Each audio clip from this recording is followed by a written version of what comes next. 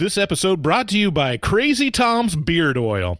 With so many trendy hipsters with beards, it's getting harder and harder for a hobo like yourself to show people that you're not to be fucked with. Well, with Crazy Tom's Beard Oil, you can keep your beard as disheveled as a 17th century sailor's taint. When people see your beard with Crazy Tom's Beard Oil, they'll cross to the other side of the street before they can even hear you talk about the voices. That's Crazy Tom's Beard Oil, available wherever 2-Buck Chuck is sold. Hello and welcome to Horror Movie Talk, an opinionated and accidentally funny horror movie review show.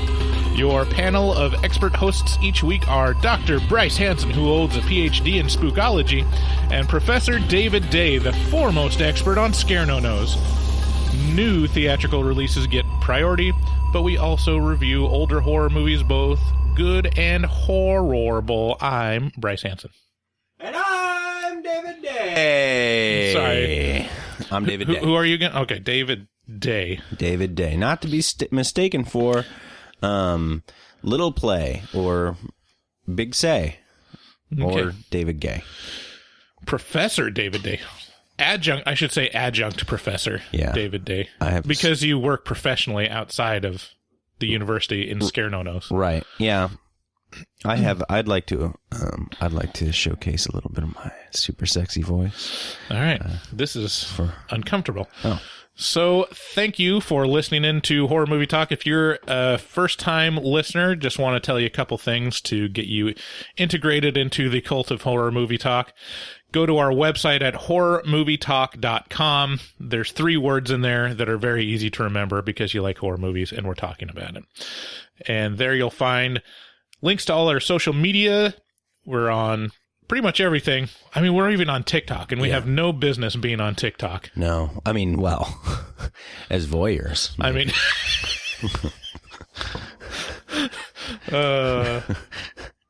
God damn, look at those hot children. I would really prefer what I've learned from TikTok, what that social media is mainly for is for theater kids that are underage marching in place. That's accurate. That's pretty. Very attractive underage theater kids marching in place. That's like 90% of TikTok. Right, but I mean, you're like some kind of like golden god if you're like older than 20 and also very attractive. Yeah, it's like a meme to be. Even in your 30s. If you're in your 30s on TikTok, they'll call you a boomer. Yeah. It's just... Anyway, so check that out, off the rails. God damn those hot children. We post every Wednesday in the morning, so subscribe to the podcast if you like what you hear.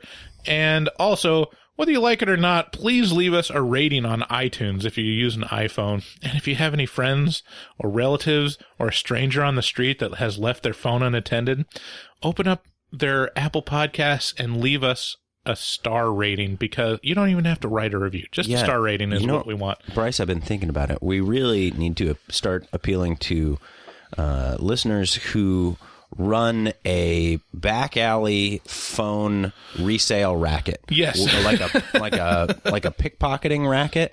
So like around the Eiffel Tower, there's just people who are just going to swipe your phone constantly. If we could get in touch with those people and just maybe sort of set up some sort of amiable thing that they give us reviews and we give them, I don't know, shekels. What are they looking for? Anyway. Yeah. Francs. All right. Little miniature Eiffel Towers to sell. All right, enough of this madness. We've got a great show today. This is what happens when 2 men are left alone in a room for too long together. Yes. Today we're going to be talking about The Lighthouse. We'll start out by giving a brief review and our score for the film. We score on a scale of 1 to 10, 1 being a miserable dredge, where it makes you angry that you just watched it, 5 being a perfectly average film that hits all the expected marks, and 10 being so good it transcends genre boundaries. I mean, you all know what 1 through 10 mean. Yeah. After we give our score, we go into a deeper dive into what we liked and hated about the film and talk about spoilers. And then later on, we will be doing a couple bits Number 1, perennial favorite, Taglines, where we come up with alternate taglines for the film. And then, drum roll. We're going to announce the winner of our pumpkin carving contest. Woo! Our super, super popular pumpkin carving contest. Actually, it turned out to be, like, there was a lot of last minute under the wire submissions. Yeah, it was good. It was like the last day, people were like, fuck this shit, I'm in. Like, yeah. Yeah. And actually, I'm leaving this, I'm leaving it on. I haven't turned it off. So if within the next 20 minutes, as we're recording, not that anyone knows that we are, if someone submits, we'll include them. And I mean, it's not so popular that we can't review every single pumpkin on air. What was it, like 10 or 11 pumpkins, something like that? There was 9. 9 pumpkins. 9 pumpkins.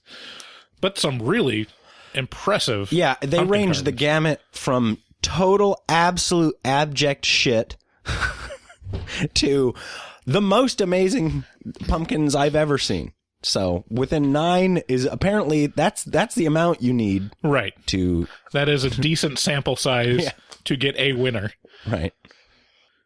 So again, we went to The Lighthouse, and it was a descent into madness. Truly a descent into madness. Yeah. Here is the trailer.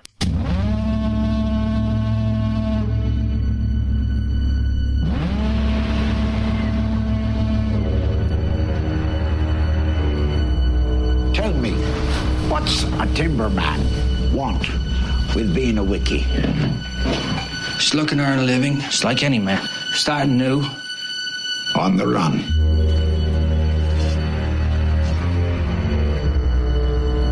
Keeping secrets, are you? No, sir. Why don't you spill your beans?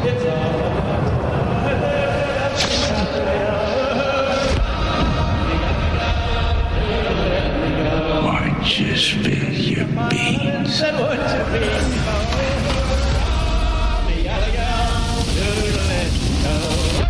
don't you spill your beans?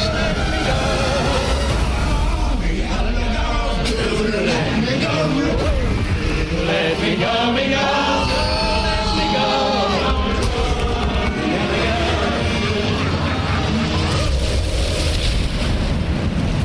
How long have we been on this rock? 5 weeks? 2 days? Help me to recollect.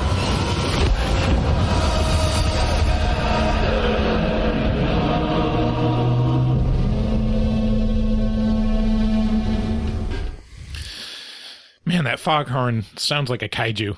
A what? Like a Godzilla type monster. Oh yeah, it sure does. Yeah. You know, just before we go on, I am going to have to apologize for my voice. I am ill. No, it sounds great. Oh, baby. It sounds rough and hey, baby. tumble. Rough and or tumble. Tell us about The Lighthouse, Bryce. The Lighthouse is in theaters right now. I'm pretty excited to talk about this movie. Yeah, this one is a very interesting movie to talk about. Yeah. It's very specifically that. Yeah. Like, that's what this movie was made for. It is definitely a film student film. Yeah. And, I mean, film student in that film students for a long time are going to be talking about this film. Oh, my God. And there's just going to be so many wet panties in that. So in his sophomore film, Robert Eggers follows up The Witch with a rom-com set in Nova Scotia. William Defoe plays an experienced sailor, and Robert Pattinson plays his young, supple protege. In this will they, won't they romantic drama, they fight happiness every step of the way until it finally wears them down. It finally wears them down. I almost spat out my tea. Actually, The Lighthouse is about 2 lighthouse keepers, or wickies, that are stationed in a remote lighthouse in New England. Willem Dafoe plays Thomas Wake, an elderly, salty seaman, and Robert Pattinson plays Ephraim Winslow, a young man trying out a new career. As Wake domineers over Winslow, forcing him to do all the hard labor of upkeep for the tattered lighthouse, he spends the coveted watch at night basking naked in the warm glow of the lamp. Literally, basking naked. Yeah. Don't worry about it. Winslow wants some of that sweet naked basking action, and he slowly descends into madness. So I'm glad you had fun with this. yeah, if you're going into this film expecting another The Witch, you're going to be disappointed. Yeah. But disappointed that it's not the same type of film as Right. The Witch. Not you won't necessarily be disappointed in the film. No. But if it's a particular type of film, and it's going to turn off a lot of people for a lot of reasons. Yeah, for a lot of reasons. And, I said to you yesterday, and this holds true, is Man, you gotta like, before we record, you just gotta like scream and lose your voice, because you sound just really radio right now. Beautiful. Yeah. So I was disappointed that this movie wasn't what I wanted it to be, which was another like slow build tension horror movie. It's not that it's not a horror movie. And it does have slow build tension. It does have a lot of tension, but it's a different kind. Right. And it's about a totally different, the build is into madness instead of into terror. Right. Which is a terror in and of itself a little bit, but it is kind of specific. Right. And it's a great movie. It's just not the same movie at all. Right.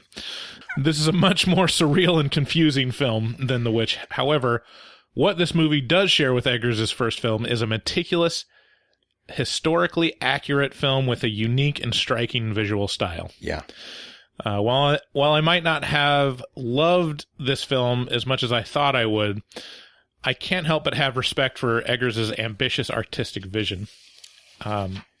And then the other main thing is Pattinson and Defoe are amazing. I cannot believe how good Pattinson is. Yeah, first of all, it's perfect casting for both of them. Yeah, absolutely. Defoe is obviously like so perfect for at this point. He's like a perfectly ripe fruit. He's just got it down for acting. Yeah.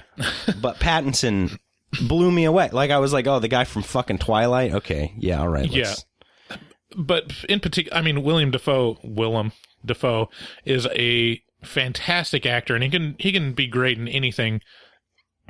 But in particular, this type of role, oh yeah, he is so good at. I believe he's that guy. Yeah. They both give amazing performances.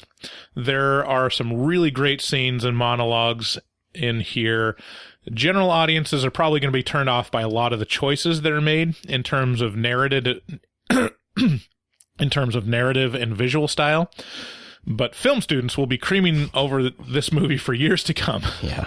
I mean, it is just fascinating. And I mean, that's what the takeaway from listening to Ari Aster and Robert Eggers in that A24 podcast episode.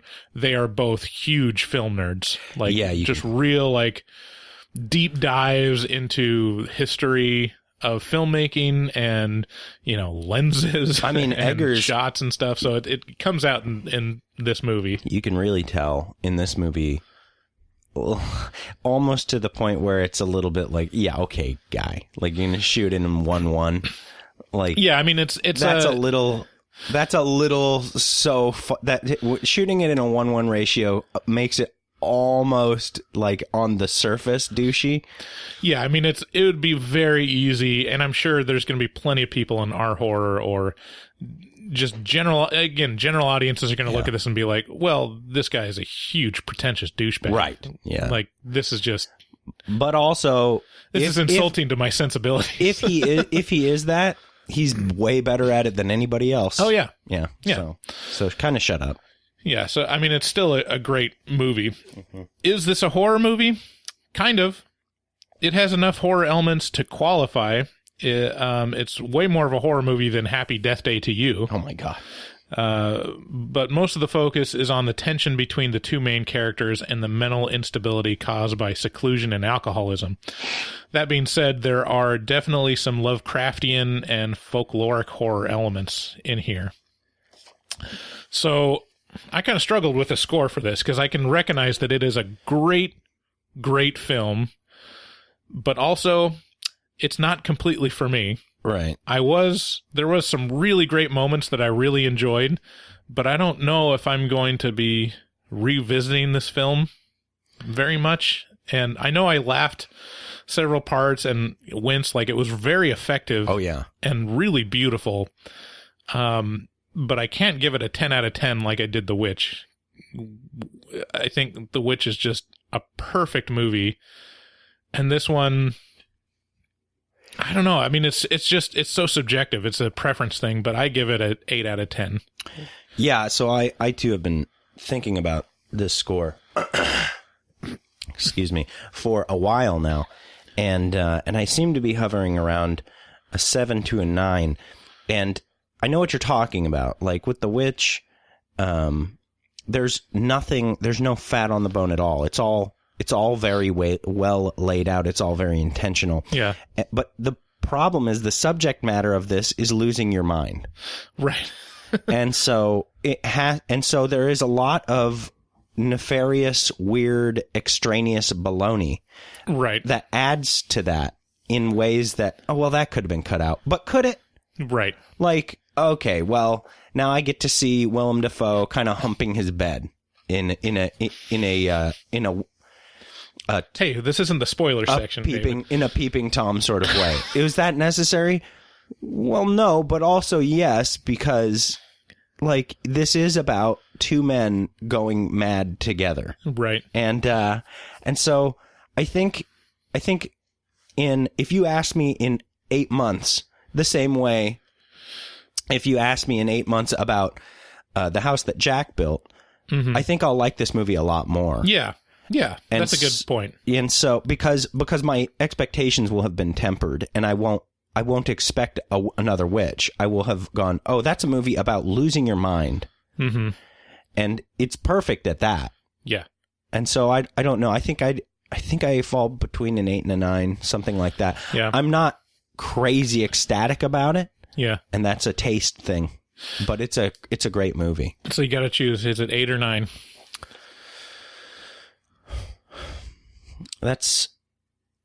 I mean, right now, as it stands, I'd say it's a high 8. Okay. Yeah. See, I mean, I originally was going to give it a 7, and then I stood back and I was like, no, it's too good to be a 7. It is. It really is. The quality of the craft is so impressive. The acting alone is so great. Yeah. that it has, for me, it's just like, oh my God, like it's so brilliant watching the chemistry between Defoe and Pattinson. Like, yeah, I mean, it's enchanting. Yeah, and it'll stick with you in a weird sort of salty breeze kind of way. Yeah.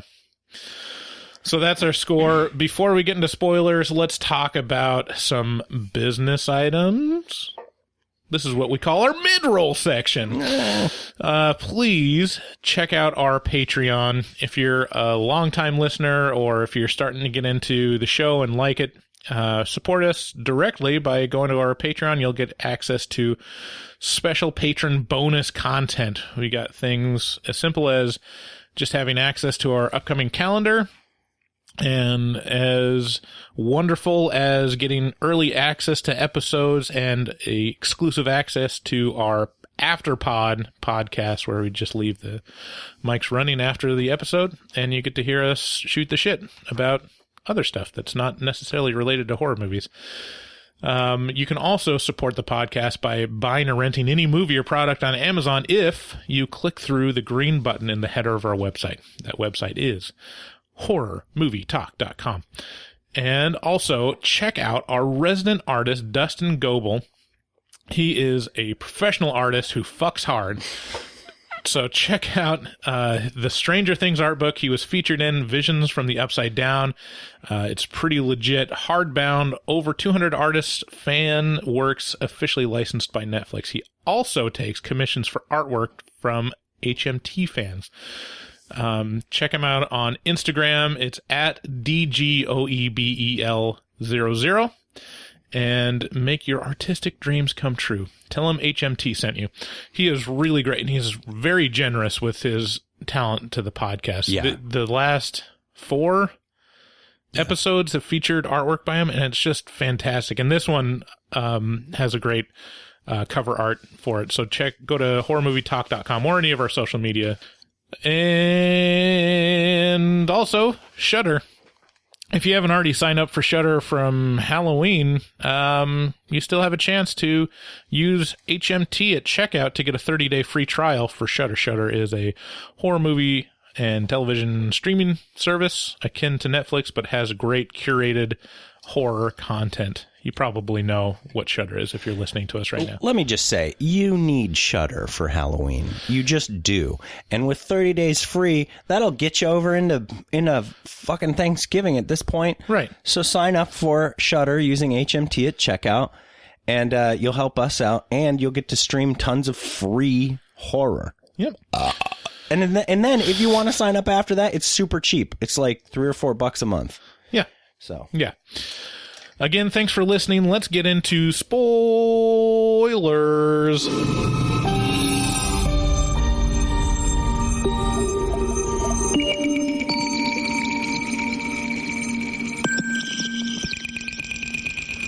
Spoilers?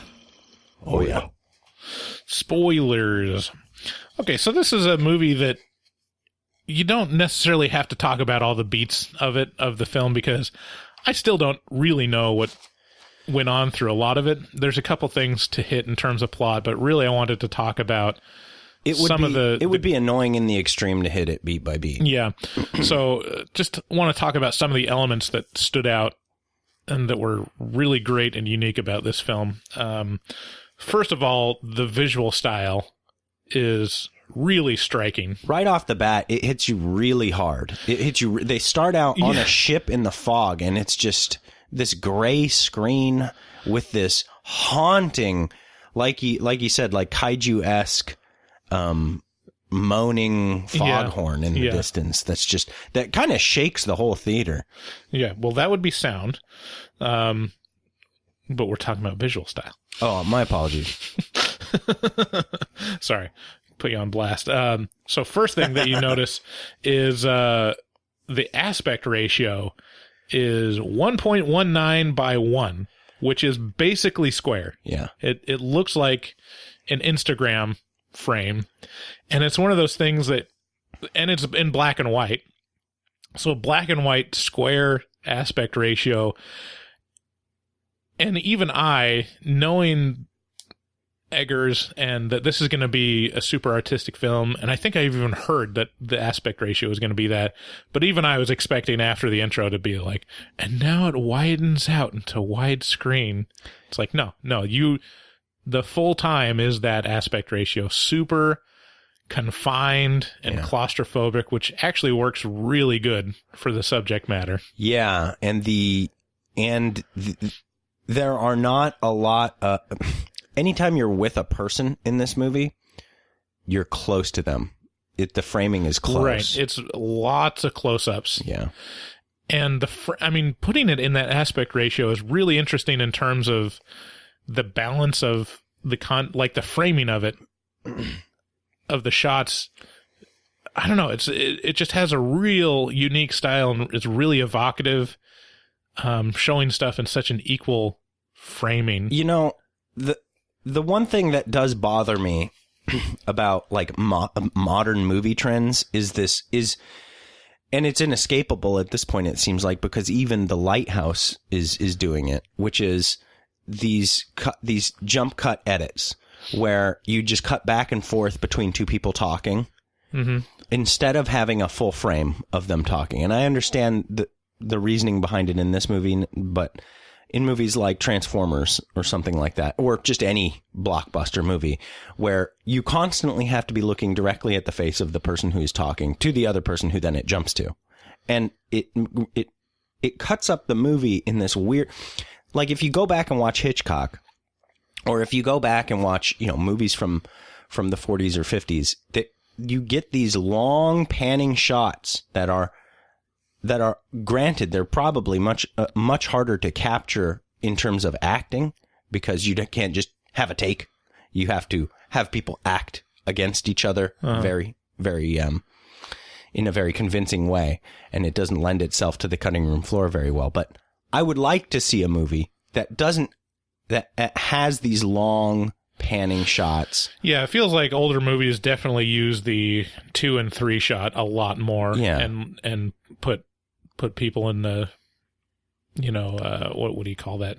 They stage it right a lot better but it's also the films of those older generations are also much more closely related to stage, and so they're used to blocking for stage to where people are framed a certain, or they're facing a certain way where it's all very convenient to see them at the same spot, right. But for the viewer it's a continuity thing. It's a little bit disorienting. I didn't notice that in this movie. I mean, there's a lot of jump cuts and stuff that are a little jarring on purpose, but I didn't notice specifically that. I mean, it's something that I watch for just because my uncle will literally not watch anything past a certain year because he's like, it's too. He notes that he's basically it's just too jarring for me, and I don't appreciate the craft as much as I do, and so now I have an eye out for it. And that's interesting. And he's right. It is choppy. But anyway. So the look of this film was also affected by the technology used. They used some really, really old technology, older lenses, older cameras, really film nerdy stuff, older film stock. The film stock was, I'm not a nerd enough to actually say what the film they used was, but what I did find out about it is that it requires really high exposure. Like it said something like they had to light it like 20 times brighter than normal to get stuff visual, So apparently, even though this film feels really dark, and through a lot of it, apparently like the crew would have to wear like sunglasses a lot of the time because it was so brightly lit. That's crazy. And this all gives the effect that this film is plucked out of time. Yeah. There's a shot early on of Defoe and Pattinson basically looking in a frame as they're approaching the lighthouse, or they're looking at the boat sail away in the beginning. And it literally looks like an Old West photo or like a World War I documentary shot of just like, okay guys, stand here, I just want to get a shot of you, and it looks like two grizzled war veterans that are like, why do I gotta stand here and do this shit? Like I gotta feed them hogs. Like so I mean there's a lot of that element that all this visual style really evokes. And as in right following that, as they are watching the boat slip away into the fog, it feels like a miniature. It feels like they're using a miniature boat. And they may be, because it slips off into like this, what feels like a miniature set. Yeah. And mist. It kind of just disappears into the mist. Okay. Let's talk about the sound design of the movie, which is also fantastic. Like you said, what were you going to say about the foghorn? Oh, it was just, it was rattling, and it was,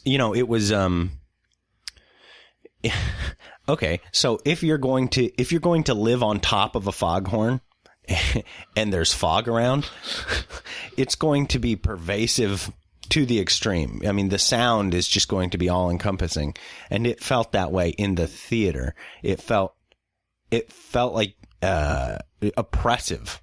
It was this honk.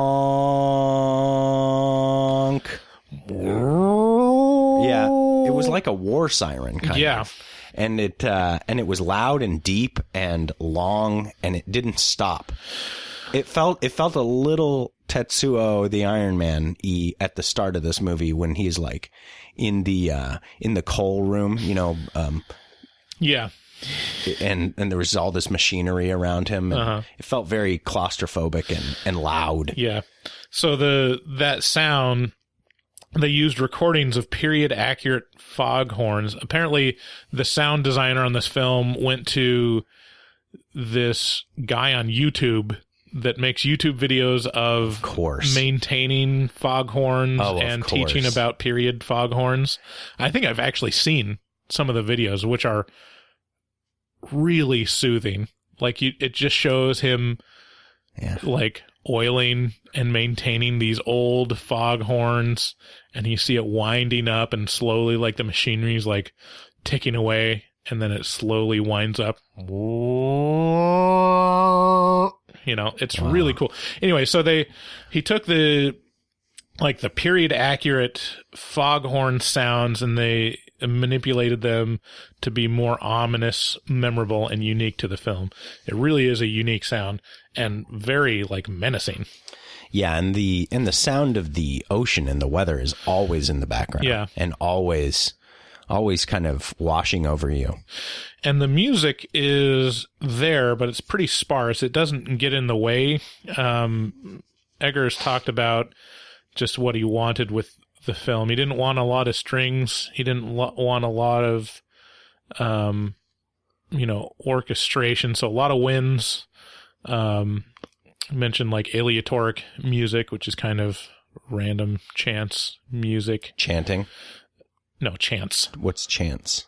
Like roll of the dice, chance. I still don't know what you're talking about. Probability. Oh, chance. Yeah. Okay. Yeah. So I thought you were saying CHANTS. No. And like explaining that dice were an instrument. I was like, no. Bryce, are you insane?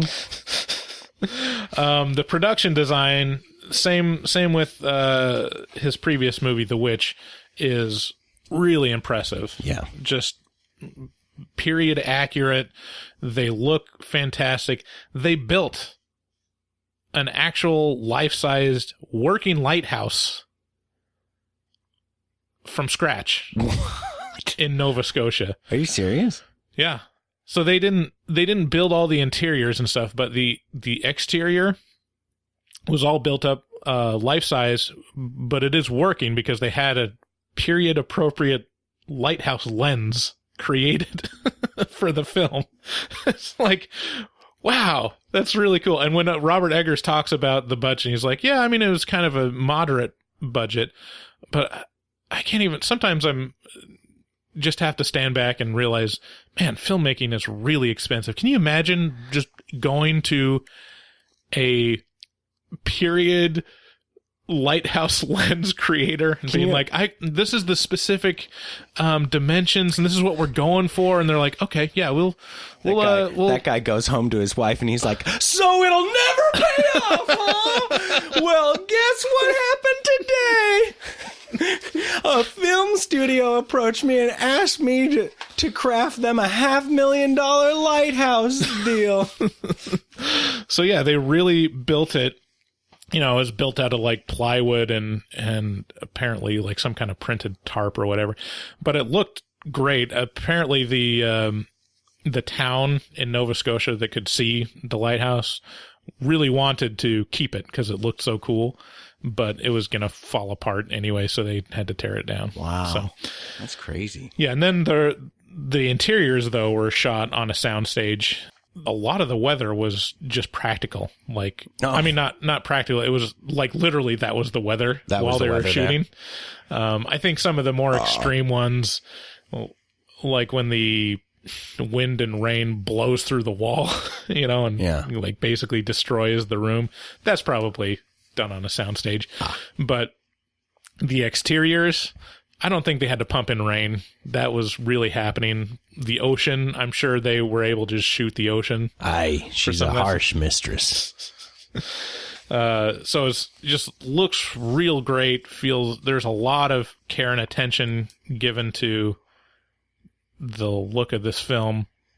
And also, speaking of period appropriate, like all the dialogue, just like The Witch, was taken from period sources, taken from Melville and who was the other author? Another like sailor author, and then like I think a nonfiction or someone like taking interviews from sailors back then. And so there's a lot of words that you're not used to, like wiki. It would definitely help this movie, I think, particularly if Defoe was subtitled. Yeah. Because he goes hard on being like accurate, and he accomplishes, like, you know, that old Irishman sound where you're just like, what the fuck did you say? And just and you're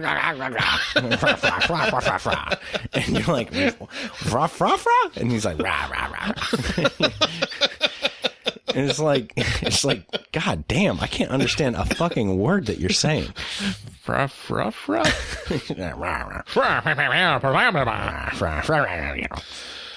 Yeah, I mean, it's not so bad that you won't completely understand them. And a lot of that old sailor talk, like you've seen from, you know, parodies of sailors from that time. But definitely a lot of words that you're not used to, and a lot of phrases that feel very, you know, real to the time period. So the acting is the standout part. I mean, that's the one thing, like, the look and the production and the sound are all amazing, but all of that is completely eclipsed by the performances of Defoe and Pattinson. Yeah, it's, man, Defoe has, I mean, okay, so obviously Defoe is one of those guys who every time you see him, you go, that's Willem Dafoe at this point.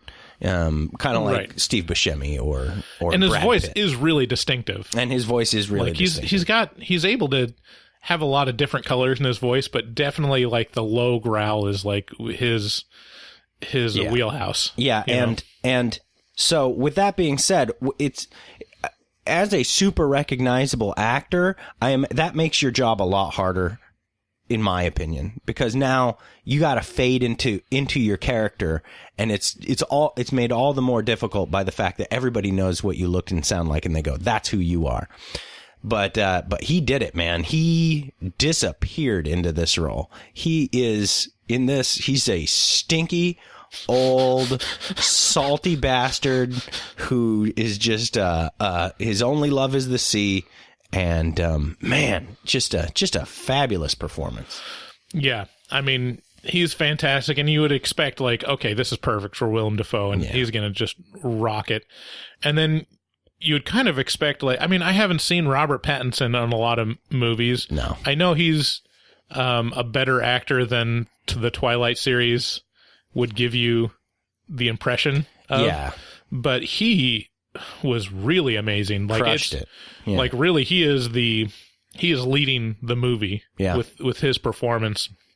A lot of range. He starts out the film as a really quiet spoken character and really elicits a lot of empathy from the viewer. You're like, oh man, this poor guy, like, has to deal with this old crusty sailor, and it's kind of unjust, and you're really like getting behind him. You're like, I'm on board with what's his name?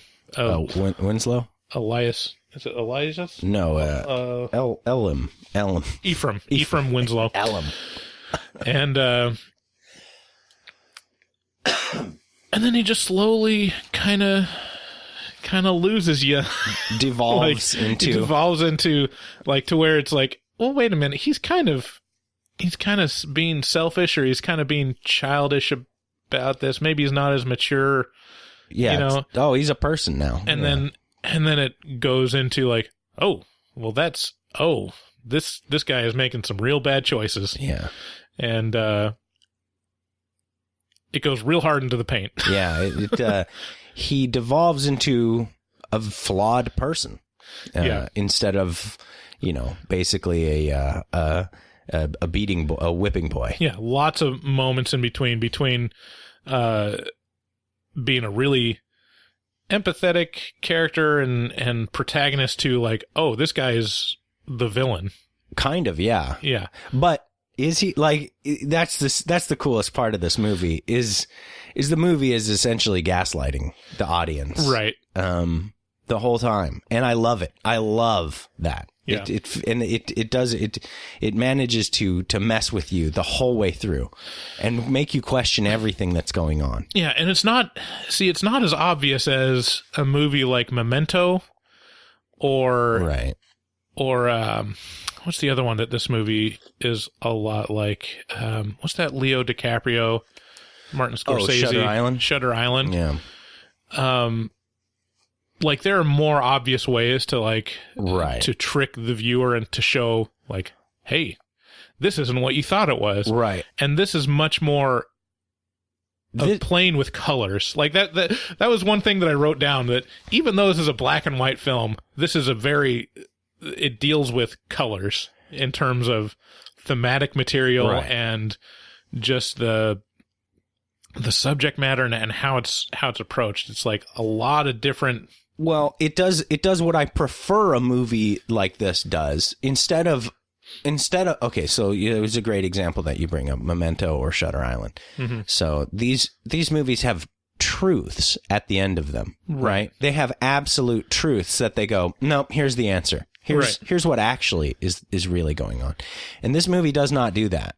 It leaves it fairly wobbly. Right. It's like, which part of that was actually real?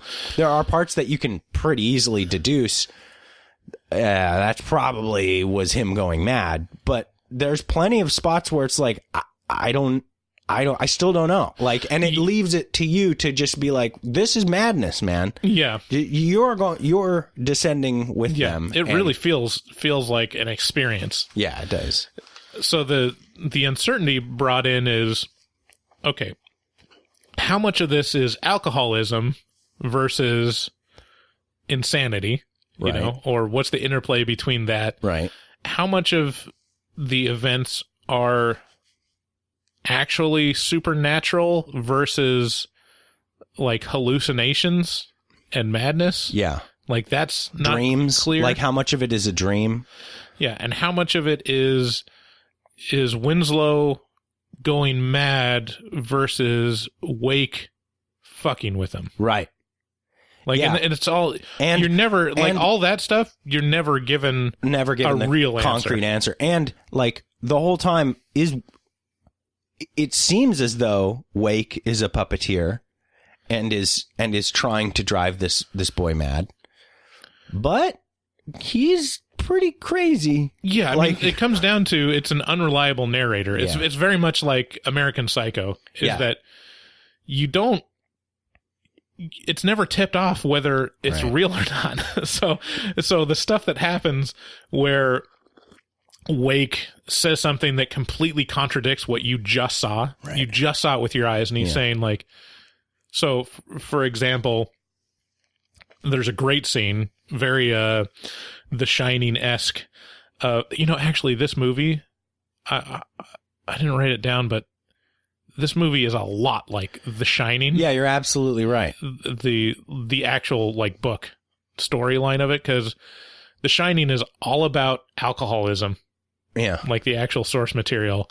And that's not as clear in the Kubrick movie to me upon first viewing, but it's really about isolation and alcoholism, and that's this movie. Yeah, it's absolutely. And so it has this great scene where we see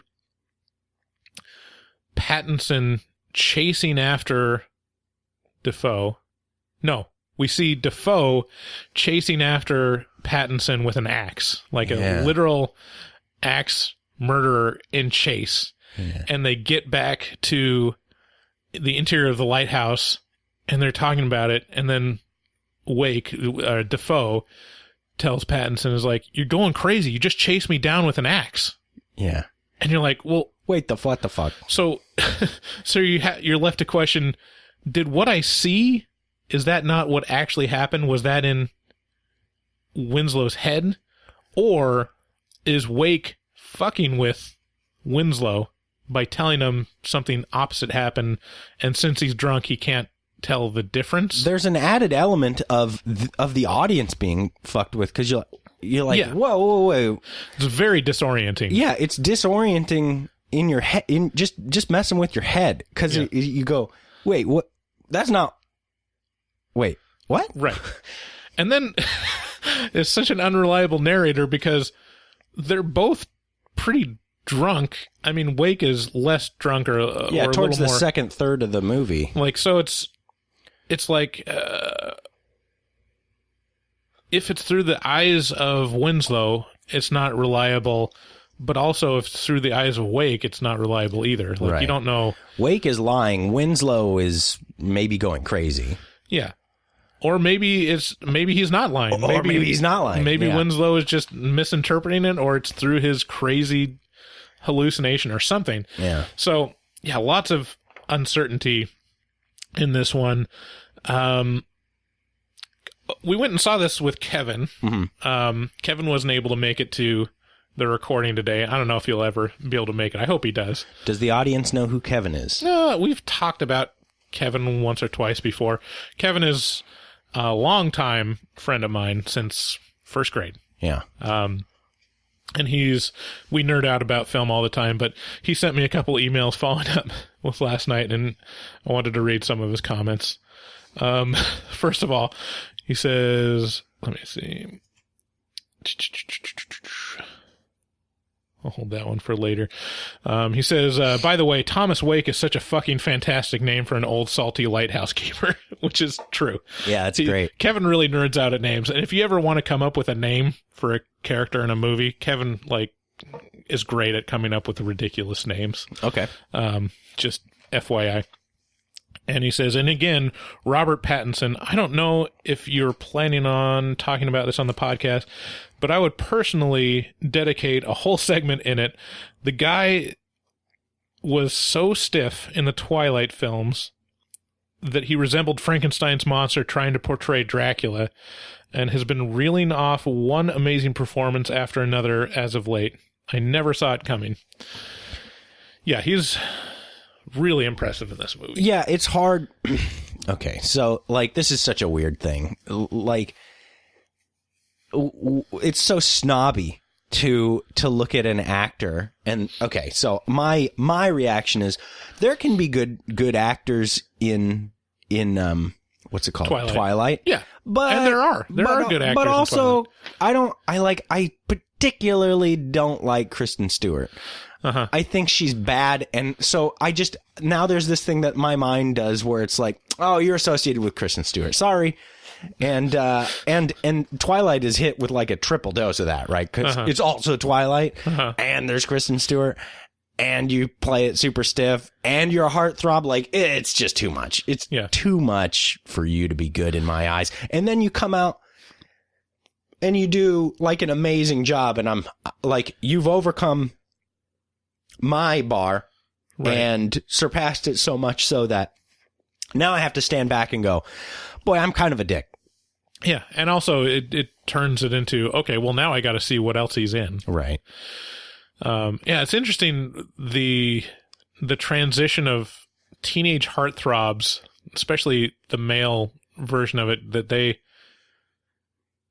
it's hard for them to overcome that. Mm-hmm. I'm sure it's harder for women to overcome that, but really, if you think about Zac Efron or Robert Pattinson, they are both actually really great actors. Yeah, they're able to give really great performances, but they have to overcome a lot of that, woo, maybe do I get to see his abs? And for good reason too. Zac Efron is a fucking looker of a person. I would fuck Zac Efron. He is stunning to look at. Right. There's no way if I were to cast Zac Efron in a 17th century period piece, I'd have him take his shirt off at some point. Probably his pants too. Because Jesus Christ. And on that note, even Robert Pattinson too. Robert Pattinson or McConaughey. He's so colored by his abs, and not wearing a shirt that you don't realize that he is a fantastic actor. Yeah, all of them stunned. And Pattinson in this, thank God they had him take off his shirt, because at some point he took off his shirt and I was like, Jesus Christ, that man is chiseled. Oh man, well, yeah. Apparently they're going to show a lot more of Robert Pattinson. Dick root? I heard that there was a shot in the film that was cut, was demanded to be cut by the film studio, I think, where Robert Eggers wanted to have a shot of the lighthouse emulating an erect penis, and then flash cut to an actual erect penis. Oh. Owned by Stunt dick. Robert Pattinson's character. So I don't know if we bring out the stunt cock. I mean, that's a real tragedy if it was actually Robert Pattinson's cock that we aren't allowed to see, or if it was just stunt that cock. Just means you got to wait for the Blu-ray. Yeah. Hey, Blue Ball Ray. I would really like to talk about the smell in this movie, particularly starting with the farts. One of the main elements of this movie is the farts. This is great. And yeah, Willem Defoe, basically our introduction to him as a character is him piss. Big just honk, really big honking farts. rips. And it's pervasive, and it works every time. I laughed probably every time that he farts, because it is just an old man type, I don't give a fuck farting. Yeah. And you just see Pattinson's reaction to it, and I really felt very akin to that man, because shut up. It's basically like what I experience every day in a podcast recording. Yeah, realizing you're stuck with a farter is a hard thing to come to terms with.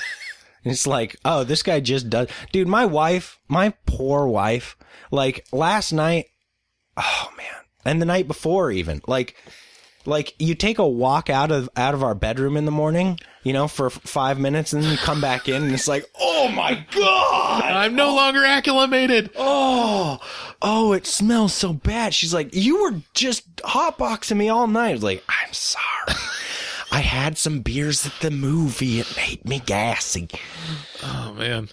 Yeah. Yeah, it was that was gross. But this dude stuck with a farter for 7 months, or no, maybe a month. I think the original stay for their watch was 4 weeks, it says, and then they missed. Yeah, that was what they missed the boat. Yeah. And then or the boat doesn't come because of a storm. We don't know. It's undefined on how long this actually takes place, but they go through all of their supplies. Yeah. And they have to unbury the emergency store rations, which is just alcohol, apparently. Like, we don't need like any pickled eggs or anything. Let's just give them vodka, like a giant box of vodka. Well, I mean, it truly is the most important part, because when you don't have potable water, you need calories, and you need to be able to drink. And so this is why sailors were drunk all the time, is because they could not store enough potable water. Mm-hmm. And they like to drink. Yeah. So it worked out very well, because one has calories. Yeah. So, there's so much to talk about in this movie. We can't. Ye beauty. So this movie, okay, so they get to the lighthouse, and quickly it's the hierarchy is established. Defoe is like, hey, you're the bitch, go do the bitch things. I'm gonna take the cool. He's like, I'm cool man hot shit over here, and I'm gonna do the cool man hot shit stuff, which is I'm gonna sit in the lighthouse at night and look at the lighthouse. Yeah. Inside with the light. But then almost immediately it's like, whoa, this is fucking weird, because his first shift, he gets drunk off his ass, and he goes and sits up with the lighthouse, like in the lighthouse, naked, and I mean haggard, just blitzed out of his mind. One eye is almost closed, and he's sitting there just like cheersing with the lighthouse, as though it is a person that he is in love with very much. Right. And he's like, to ye beauty. And you're like, what the fuck is going on? Because he's like touching himself, kind of. Yeah. Robert Pattinson's character climbs up the lighthouse to kind of see what's going on, and some cum comes down. Like some cum drops past him. He's like, whoa, watch out for the cum. Well, there's the first one. It just looks like the first time you see Defoe up there, he is naked, and he is really drunk, and there's something going on between him and the light, but you don't know. And then later, I think before the madness really starts, or before like before Pattinson Winslow starts drinking. Yeah. He goes up there and there's like, you can spot like a tentacle in the corner or something. Someone's fucking definitely. Some fast moving tentacles. And there's like cum or tentacle juice dripping down. And you're just like, what is going on? So, and again, this is before he starts drinking. So is it in his mind? Is something really happening? This is what I love the most. This is my favorite move that a movie can do. It's not like Right. you don't ever get to know. Right. It's just, what the fuck was that? I love it. Yeah. So the main point is Winslow doesn't drink. He wants to live by the books, and he's like citing The Lighthouse the Keeper's rules, Manual. and Wake is trying to get him to, be a little looser and be more, fun and talk to him. Yeah. And like I'm stuck here for a long time with you. Can you please hold up your end of this social bargain? Yeah.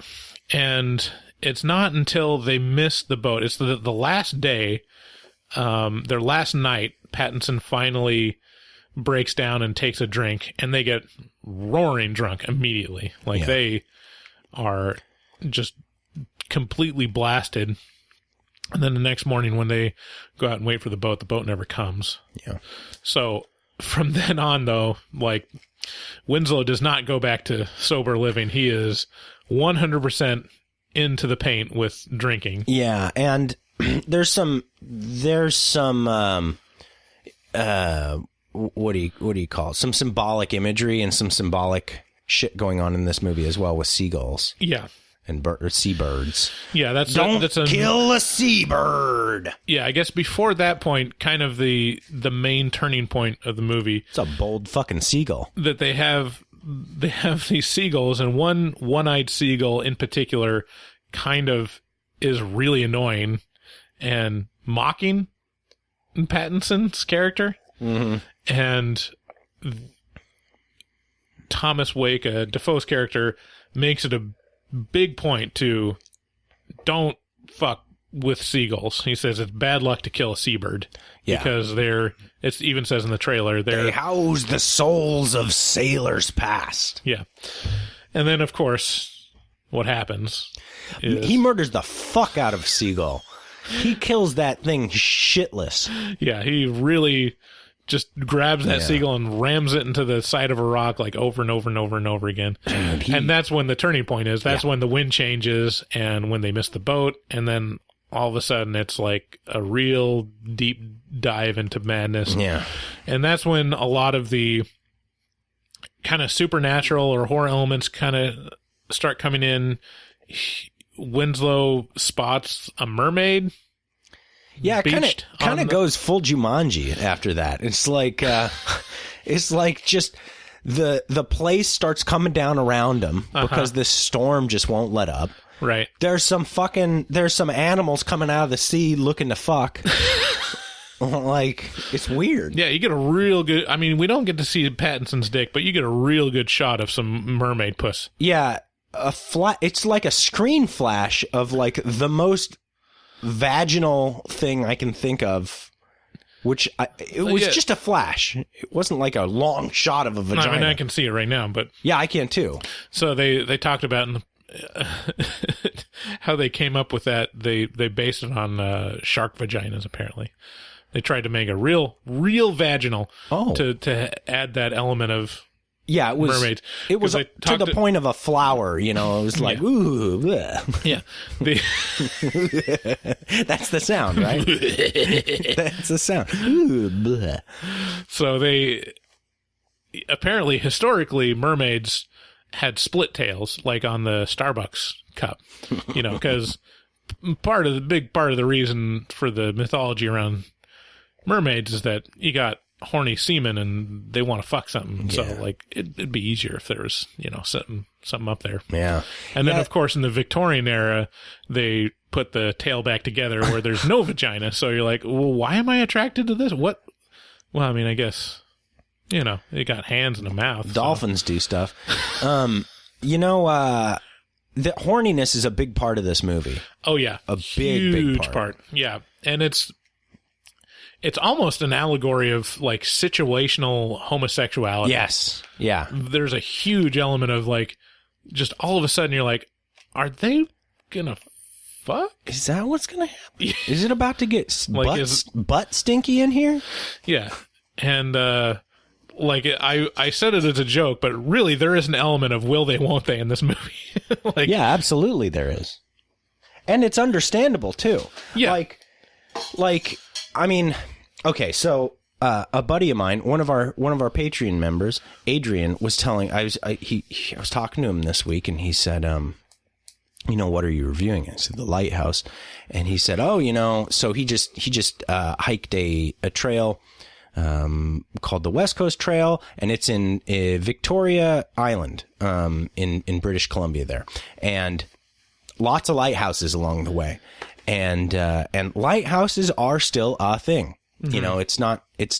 They're not gone. There are still people who inhabit them as well, and which is kind of crazy because everything's got GPS now. Like, why would you need a light to show you where the shore is? Well, because not everything is a giant commercial vessel, and there is a service that the government needs to provide to make sure that people are safe, and part of that is Coast Guard, and the other part is lighthouses, and so these people who he was telling me, these people who inhabit these lighthouses, they go out there for 7-month shifts, 7-month shifts where they're alone. Yeah, for 7 months. They get rations brought to them and books and stuff, but they're essentially alone in a lighthouse in the middle of the ocean for a long time. And I think I would like doing something like that. Yeah. But I mean, if I didn't have a family, well, that'd be pretty nice. Or maybe but but yeah, I mean, it's one of these things where it's like, how much would you say you masturbate in those 7 months? 7 months worth of masturbation straight? Like, I don't know. It's one of those things where it's like, Yeah, I mean, it would be. And if there was another person there, well, who knows? I mean, the rations would have to be, all right, so we need, 3 squares a day. We need probably like enough books to read one a day, and then you'd also need to like ship in an entire industrial barrel of lube. Yeah, and lotion.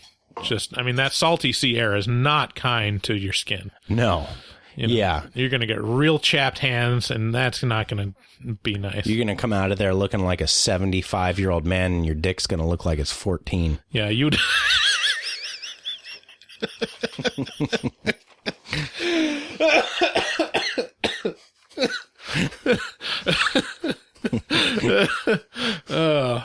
Man, if you had like one of those, what do you call them? Oh, fleshlight? Like fleshlight, like a pussy sleeve. That thing would just be... Pussy sleeve! that would be just like so gross. Melted by the time you're halfway through your stint.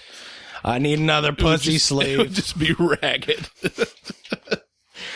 Give me one of them butt sleeves. I'll tell you what, they need to make one of those mermaid pussy sleeves, and then... Jesus Christ. Okay. Well, that's a drop. Pussy. All right. And then, slow descent into madness. And then, at this point, there's not really a lot to talk about in terms of what happens, but the major spoiler is it doesn't end up well. They both die. Yeah. I just wanted to touch briefly on my favorite scenes. Like, I think the best scenes in the movie, if we haven't talked about them already. There's a great scene where Winslow criticizes Wake's lobster. Like, it's the breaking point. And he's like, you know what? Fuck you, old man, and your cooking sucks. And then Wake, Defoe's character, goes on this impressively long and elaborate ranting tirade. It felt like a Shakespearean...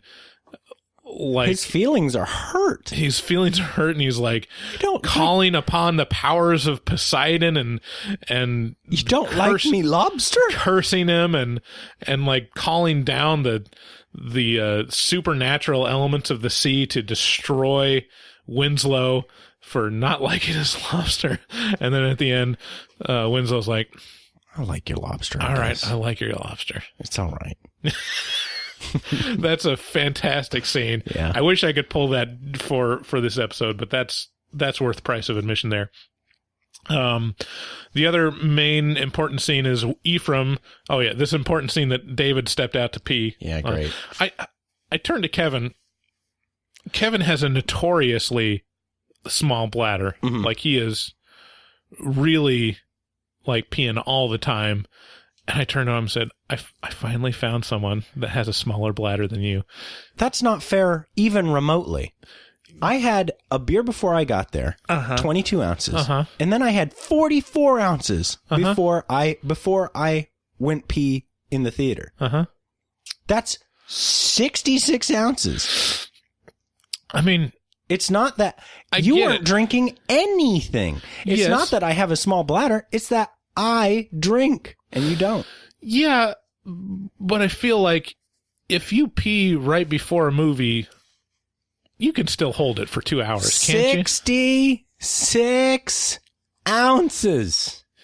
Yeah, but it's not all leaking down there, though. I'll tell you what. Let's have a contest. You and me. Okay. We'll go toe to toe, water for water. All right, and let's do it. We'll see who lasts. All right. Anyways, David stepped out at least 3 times from the theater. No, I stepped out 2 times. All right. Well, you thinking about no, it 3 actually, times? I didn't. I only stepped out the 1 time. The first time I got up, walked over to the side, and stood there and watched the movie. And then I was like, I can't leave, and I sat back down. I never left the movie theater more than the 1 time when Ephraim admitted. Well, he missed the most important scene. Yeah, I did. In terms of the drama. So Ephraim admits to murder back when he was a logger. He murdered a coworker that annoyed him, and, well, basically the coworker fell and he did nothing to save him. And then he took on his name. So his name isn't actually Ephraim Winslow, but it's also Thomas something, I can't remember. Yeah. And that's followed by one of the best lines that's repeated over and over again. Why'd you spill your beans? Why'd you spill your beans? Why'd you tell me? And another great scene is after Wake is, well, actually, as Wake is murdered, he's being buried. So they fight, and Wake is basically like tattered, and he's let out like a dog. See, this is weird, where it's like, is this really happening? Yeah, it was so surreal and weird. And so Defoe's character is put in this pit, and Pattinson is burying him, and he's like, Wake is talking to him and like having a monologue as he's getting buried. It's really striking and a really cool scene. Yeah. That one will stick with me. One of the most, this is like the scariest part of the film for me, just from the visuals, was really kind of frightening, was when Winslow actually makes it up into the lighthouse and he looks into the light. I don't know if you thought this was as cool as I did, but I did. It got super, super overexposed, and he was screaming, and it just looked like, I mean, could make really good creepypasta. Just the image of kind of burnt out, black and the sound, super like the sound did it for me on that. It was like this. Again, like the sound was overexposed. It was like shrieking, super, super distorted, and it was what do you call it? It's not just overexposed. It's like I'm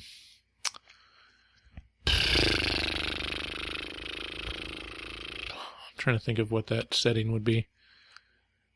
The contrast, like super, super contrasty. Yeah, is what it is in black and white. So it looks really crazy. Yeah, and then Winslow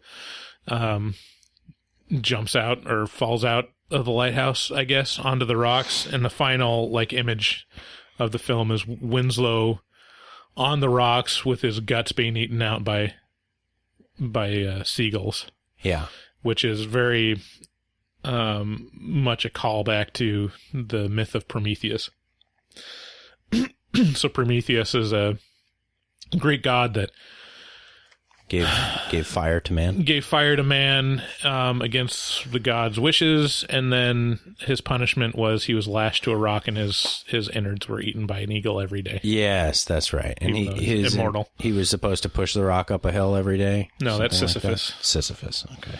No, he's just chained to the side of a mountain basically, and an eagle came and ate his guts. Neat. Every day, but he'd never die. So it's not a good ending. So yeah, that's the other. Oh, this is the other thing that Kevin said that I wanted to read thematically. He said another thing, because we talked about generational stuff on the car ride home, like millennials versus boomers and all that stuff. And he said, Kevin said, actually, another thing I was going to mention, but we moved away from it in the conversation, forgot, was when we got to the whole generation thing, the movie The Lighthouse, I thought, kind of played on that theme with Wake and the older keeper. With Wake as the older keeper of the light, and Winslow, the younger one, wanting to wrestle control away from Wake. That's a good point. And get the light for himself. And all the stuff with Winslow finding Wake's log, with all the criticisms, reminding him of the generational lampooning that goes on. Yeah. And then there's the obviously a lot of sea god mythology and stuff. It'd be something interesting to read into about what the characters were meant to represent. But yeah, the stuff around the Guardian and the younger Seeker. So just the whole idea of the power interplay between the older and younger, and yeah, that was kind of there might be some meta commentary in this movie around generations and how they view themselves and all that. You guys should, if you're not a Patreon member, you guys should subscribe for the Afterpod, which is another podcast that we run for the Patreon members. And today I will be talking about a little bit about Generation X and the author Bret Easton Ellis and his book Less Than Zero, and kind of Generation X, the forgotten gen. So do that, because it's going to be interesting, because it's a fucking disturbing book, a super disturbing book. So if you guys want access to a whole nother podcast that we do, check out our Patreon. I think it's the $5 tier gets you access to that. So, so check it out. So this was a really great movie. Again, not like on my top 10 or anything, but super interesting. It's something that I'm going to think about for a long time. Who would you recommend to see this movie, or would you recommend people go see this? Oh yeah, absolutely. I would. Look, if you appreciate the craft, or a clearly well-honed craft towards filmmaking, this is just, you just can't do much better than this. It would be criminal if this did not hit the award circuit, given the award circuit's love of this kind of stuff. Mm-hmm. I would be very surprised if it didn't win a lot of awards, but they prove me wrong year after year. So I mean, I'm so popular show.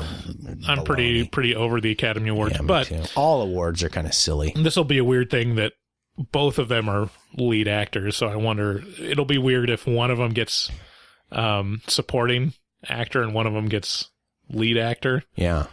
Because they're both, like, it's so even. Yeah. But I guess you could say Defoe's character is technically a supporting actor. Yeah. Yeah. And Defoe already got best actor last year. Yeah. So, I mean, they deserve awards if you care about that. Yeah. I'd also say this isn't a movie for everyone, but if you go see it, you will definitely not have seen anything like it before. Just as the finished product of the visual style, the sound, the thematic material, and the script writing and the acting is just a really unique product. Yeah, and all the commentary behind it. It's all very interesting. It reminds me of the house that Jack built, or Suspiria, in terms of care and craft. Yeah. And intent. All right, let's move on to taglines.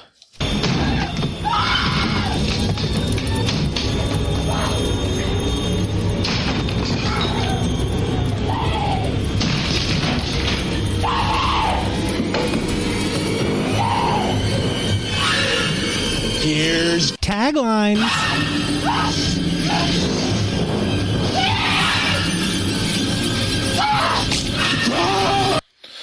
Taglines is a game where we come up with alternate taglines for the movie we reviewed that we think might fit better or whatnot. How many do you have?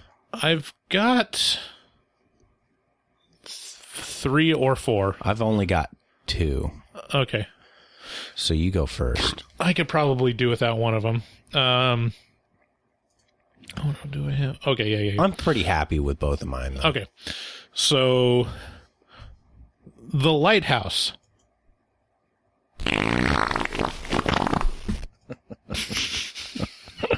Yeah, that's pretty accurate.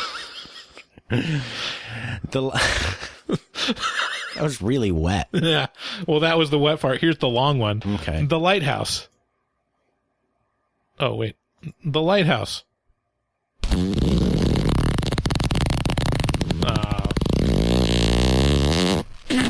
Oh, come on. That one's kind of lame.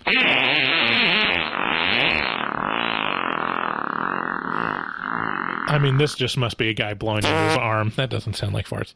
That first one, though, is pretty great. Yeah, it was pretty wet. Definitely shit his pants. 100%. Okay. The Lighthouse. Oh, just kiss already. There was one point where they almost did, too. Yeah. And then they were like, hey, whoa. Yeah. Hey, you fucking guy. You trying to fucking fuck me, guy? And I'm like, maybe. The Lighthouse. 50... Sorry, fuck. The Lighthouse. 50 Shades of Beard. That was good. All right. That was good. The Lighthouse. We're all just one seagull away from a very bad day. There have been moments where I've been like, can I kill that fucking bird? Of course, they're my birds. Yeah. So, The Lighthouse. Lighthouse, more like Fight House. Shut the fuck up. This was the best taglines ever, I think. Okay, one last one that doesn't quite fit, but I still liked it. Lighthouse, more like Fight House. The Lighthouse. Sir, I'm afraid you've gone mad with power. Of course I have. You ever tried going mad without power? It's boring. No one listens to you. What's that from? That's from the Simpsons movie. Oh, okay. Boo. Boo, you didn't like the Simpsons movie? Oh, I thought it was pretty good. Spider Pig, you got your mind. What? I've lost so much respect. So much. Oh, you're one of those guys. They're like, Oh, one of those guys with taste? Yeah, I am one of those guys. So let's move on to our pumpkin carving contest question mark? Yeah, so let's do a... So Here, let's make a song for the pumpkin carving contest. Come on, get in on this. Pumpkin carving contest. Yeah. Announcing the winners of our pumpkin carving contest. Yeah. that's the extent to which I'm All willing right. to. You got to commit, David. I don't. You can't. I got nothing. All right, so if you didn't know, and some of you might not have known, we had a pumpkin carving contest, and we're giving away to the winner a set of Hocus Pocus Funko Pop dolls. Yeah, all 3 of the ladies from Hocus Pocus recreated for your viewing pleasure as Funko Pop dolls, little bobblehead dolls. Mm-hmm. And that's the first prize. Yeah. Second prize is we're gifting the track or the music of Focus. Hocus Pocus by Focus. Hocus Pocus by Focus. Yeah. Which, if you've never heard it, I mean, just go to YouTube right now and look that up. It's delightful. Yeah. Third prize, you get nothing. Yeah, you don't get anything. So we've got, we've been talking about it for about a month. No, probably not quite a month. Not quite a month. Couple weeks. Couple weeks. Tweeted about it. We've gotten a tweet that was retweeted a lot. Yeah, how did you do that? That's pretty good. I don't know. It was just caught on fire, huh? Just caught on fire. We've had actually more popular tweets than that one. Like, it's impressive how shit can really take off pretty easily on Twitter. Yeah, it was our first experiment with a contest, and I don't know what we're doing wrong or like what the best practices for really promoting. I think more time, really. Yeah, I think we should have had at least 1 or 2 more weeks on there. Yeah. I mean, considering we've really only been talking about it for 2 or 3 weeks. Yeah, 10 entries is pretty good. Yeah. So we got 9 entries. 9 entries. And we can look at them all now and kind of comment it. We can tell you what they are, and then we'll decide on air. And of course, if you want to check out the entries, they will be available on our Facebook and Twitter. And also, I'll put all the pictures on the post for this episode as well. Can we put them on Instagram too? Maybe. I don't know. That'd be cool. Because our Instagram's pretty dead. And yeah. I'm just saying. So let's take a look at some of these pumpkins. Okay, well, so let's leave Biggin for the end. My buddy Biggin. Okay, we got an entry from Stephen R. Okay, let's take a look at Steven's pumpkin here. Okay. And this one's pretty good. This is, as far as a straight ahead jack-o'-lantern, pretty menacing grin, spiky teeth. Spooky eyes. Yeah, the eyes do a thing on this one where it's like kind of double. I can't tell if it's it's not the way the picture's taken. It's intentional that it's like a super transposed thing. See how there's like 2 eye flutters at the tips of the... Yeah.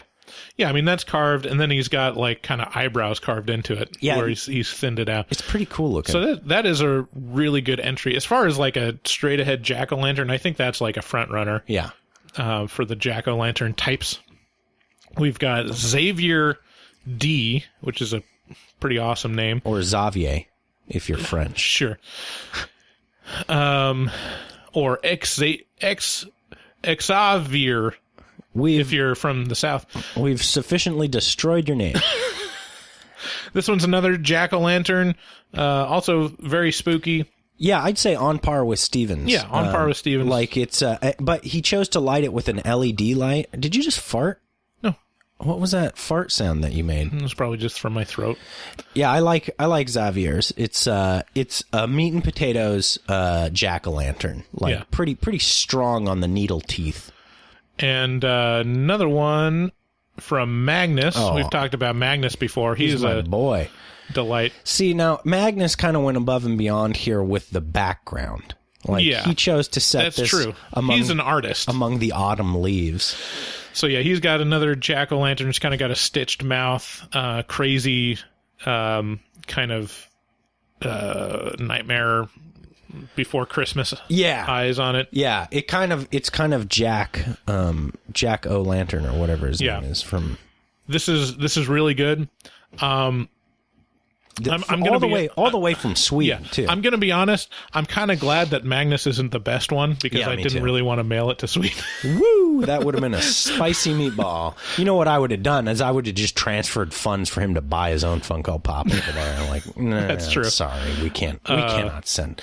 Magnus is great. He's a super fan. He just threw a Halloween party and printed out a bunch of horror movie top. Yes, I'm logos. glad you brought this up. If you guys want to see pictures of Magnus's Halloween party that he threw all the way over across the pond in Sweden. He threw a Halloween party at like a bar or a club that's like it looks like it's underground, like in Europe. Mm-hmm.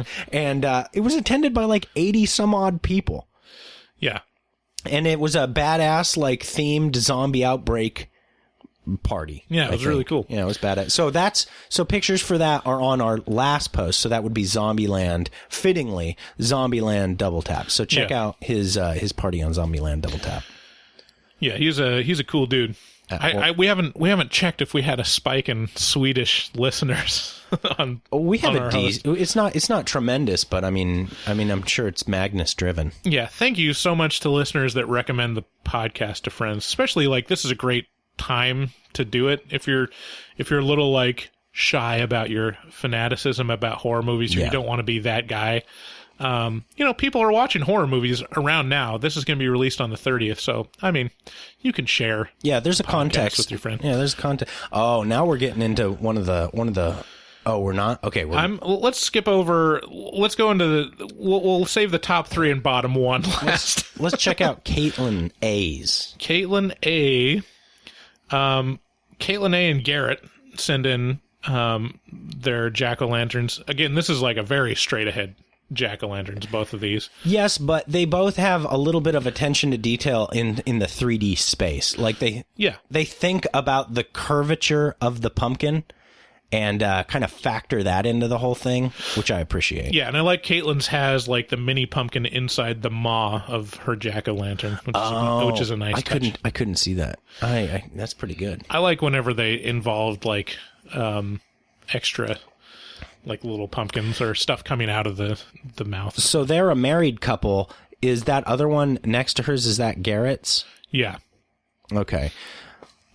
So it's not a pumpkin, it's an orange. It's a little orange with a sad face. Okay, so and then Garrett's is similar standard what do you call it?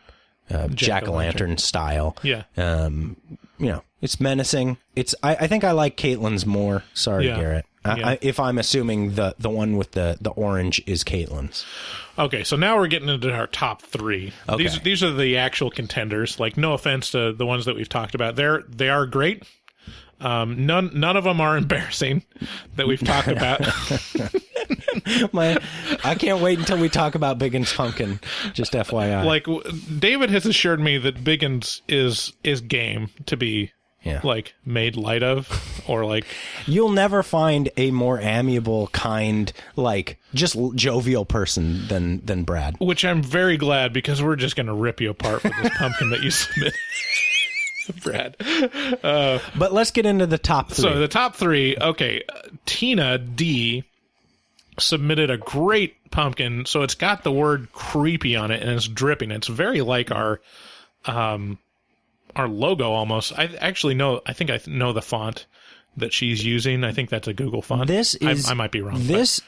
Okay, so Tina's is such an expert skill level on carving. This is not like there's some pumpkin carvings that are like they do kind of the shading effect by carving progressively deeper into it. This is a straight ahead all the way through the pumpkin, but it's super skilled in that because it's the lining is she's got the slightest little slivers of lines between the letters. Creepy. I cannot believe how finely detailed this thing is for a straight carving. And then it's got an eye above the word creepy with a little that plays with like the negative space. The pupil is like a little bad guy and he's got a little hand. And that's part of the eyelashes. Yeah, it's really cool. I mean the font on it is amazing. The drip effect is really cool. I mean, this is a definitely a front runner. Then we have Jared. It's got let's say Jared B. Okay. Okay. This one, I mean, this is, to me, it's on another level. This is pretty impressive. So he's got this. It's almost unfair. Yeah. Yeah. I mean, he's got like this hex. Are those hexagons? I'm not big on geometry. 1, 2, 3, 4, 5, 6. 6-sided thingies. What would that be? I don't know. It's not a. Those are what bees make, right? Sure. Honeycomb. What would be a... So hex is 5. Okay, so sept... Or no. No, sept is 7. Yeah. We're really... Again... We talk about horror movies. We're well-researched on this podcast. Anyways, it's got this geometric pattern, and then the center It's like, and this is one of those pumpkins that uses the depth of the pumpkin to let the light shine through. There's a few spots where it's just accented and actually carved all the way through, but most of this pumpkin is just surface carving. Yeah, in the center is an eye, super detailed eye, like very, very much like the Black Christmas eye. Yeah, the crazy eye you see through people. And I want to point out, this is fucking ridiculous. He carved it so this looks like it's shaded, like he took out that particular shape and it's hovering over it. Can you appreciate how ridiculously real that looks? Like, I mean, we went to extensive, like okay. So to kind of help you guys understand how impressive this thing, first of all, you got to go check it out on the post or on our social media. But, we were pretty sure like that this was stolen from something. Yeah. But this feels like it is not. If there was a contender for, highly suspicious entry, it would be this one. Did a reverse image search. Didn't come up. Did a lot of research. Did research around the other info on it, the email that submitted it, and the only thing I can find is a Reddit user that submitted this to our art pretty much the same day that he submitted it to us. Yeah. So first of all, beautiful pumpkin. Second of all, I mean, it's just the whole concept is concept to execution, whole thing very impressive. Check it out. What's our last entry? Besides Brad's. So Jessica got in right under the wire. Another patron that we love, early patron. I think she's one of the first. Yeah, she's the starter of the 666 tier. Yeah. Yeah. And she submitted another great entry. This is another like 3D one where it's really like a sculpture. It's a sculpture. Carving. Yeah. This is, I am so envious of artistic people and like being able to see something and within something normal, something cool within something normal, and then like flesh it out. Like it's like she turned a pumpkin into a goblin face. Yeah. And, it's got a nose and crazy like facial features, like wrinkles and its pupils and shit. Yeah, it's great. And got 3D teeth and stuff. I mean, it's really impressive. So, I mean, the front runners are these last three. We got Jessica, we got Jared and Tina. Like I'm going to say close. Bryce, I'm going to say I think we're both thinking okay, here's what I'm going to say. Can we do a split on second place? Because I can't. They're both impressive and they both deserve Hocus Pocus by Focus. This is what I'm saying. I mean, this is what I'm saying. Let's be honest. I can't. They're impressive in their own right for or maybe we reasons. Maybe we can split Hocus Pocus by Focus between them. So half of the year, Jessica can have Hocus Pocus by Focus. Don't be and then silly. the other half of the year, Tina can have Hocus Pocus by Focus. Don't be silly, Bryce. We'll contact the radio. We'll contact the recording licensor, and we'll just work out the logistics of splitting. That's absurd. Licenses. That's silly. What you do is instead you just take the song, put it into an audio editor, and cut it in half. One gets the first part, and the other gets the second half. Okay, that makes sense. Right. So I'm gonna say a two-way tie between Jessica and Tina, and that means first place goes to Jared B. Just ridiculously good. Yeah. Like, wow, Jared. I mean, I'm still gonna have to email this guy and be like, "Can we get Are you legit? Can we get some applause?" Yeah. For all of our entries except for Brad's.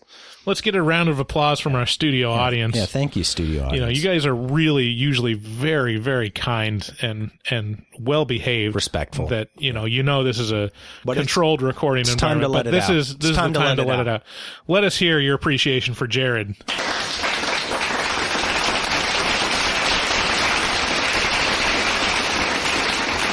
Okay, all right. Thank you. That's good. Thank you. Indeed for all of our entries. Thank you everyone who participated in this. we sure do appreciate it. Oh, okay. Now,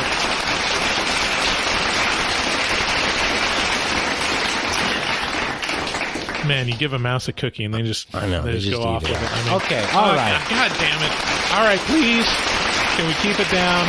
All right, we got the rest of the podcast. Can we mute the house mics, please? All right, we'll mute the house mics. All right. So congratulations, Jared and Tina and Jessica. I still hear them in the background. I know, they're just fucking they're animals, bleeding through. Well, that's what you get when you have a rabid fan base.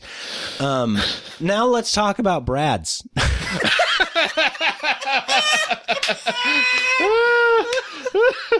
I spent like 5 minutes trying to figure out what the fuck this was before I gave up and looked at the description. Okay. And so there's two pumpkins in this picture, and he points out, he's like, guys, mine is the shitty one. He doesn't say shitty. Mine is the one on the left. I was like, what is that, a pig cyclops? So it's like, all right, so it's like a circle, and then it's got like globules. My circle is normal. And then it looks like a snout. It looks like a pig snout.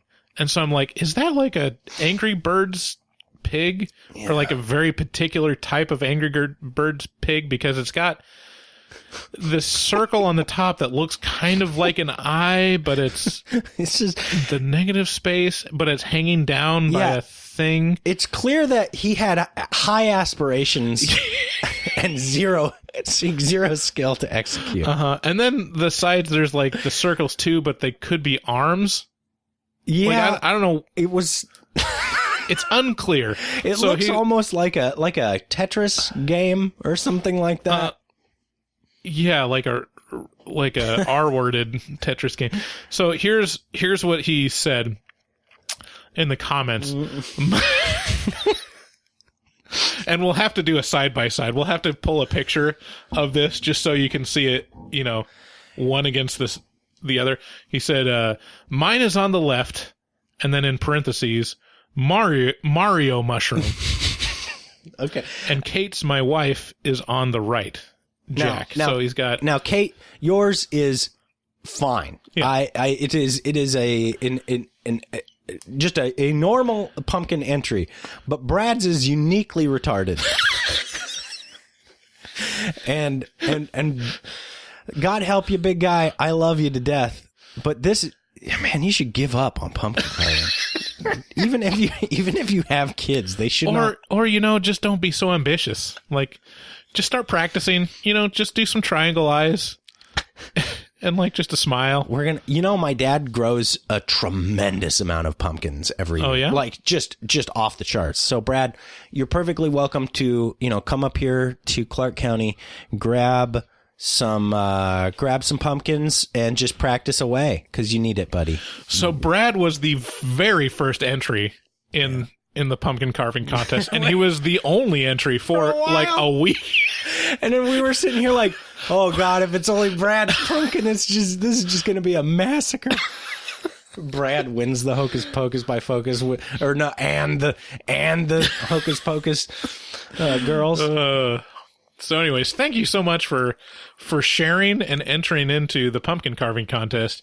I owe you beers, buddy, for raking you over the coals. For putting you on blast again, for your pumpkin carving over skills. And over. He's a good guy. We've been assured that he's a good guy. He is. Yeah. Yeah. And if he's not, God help you, because he's the biggest motherfucker you've ever seen in your life.